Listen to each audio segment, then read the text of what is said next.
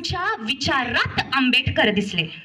मी नाव कुणाचंच घेतलं नव्हतं, पण शिक्षणाचा दृष्टिकोन यात आंबेडकर रिफ्लेक्ट झाले. म्हणून डॉक्टर बाबासाहेब आंबेडकरांना समजायचं आहे तर त्यांचा अभ्यास करावी लागेल. तुमच्या येणाऱ्या पिढीला म्हणजे माझ्या येणाऱ्या पिढीला यांच्यासारखं अभ्यास करावी लागेल. त्यांना हे नाही माहिती की बुद्धांना शरण नाही जावी लागत, अनुसरण, ज्याला अनुकरण अनुसरण म्हणतात. We do not surrender. आपण भगवंताला सरेंडर नाही जात, शरण नाही जात. अरे भगवंता आम्ही तुमच्या शरण गेलो, झालं आमचं काम संपलं. No, it is practice. धम्मा ही प्रॅक्टिस आहे.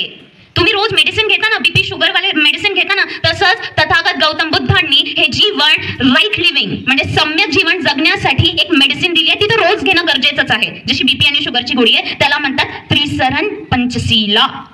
हे आपण घेतोय का, हा प्रश्न आपल्यावर आहे. मग तुम्ही विहारात येऊन त्रिसरण पंचशील घेतले, अनुसरण केले, पण दिवसभर त्याला प्रॅक्टिस नाही केले, तर your Panchsheel is of no use. मग त्या पंचशीलाचा काही अर्थच नाही राहत. मग पंचशील काय आहे हे आपल्या मुलांना माहिती असायला पाहिजे. त्यांना नाही माहिती, त्यांना इव्हन पालीचे शब्द सुद्धा बोलता नाही येत.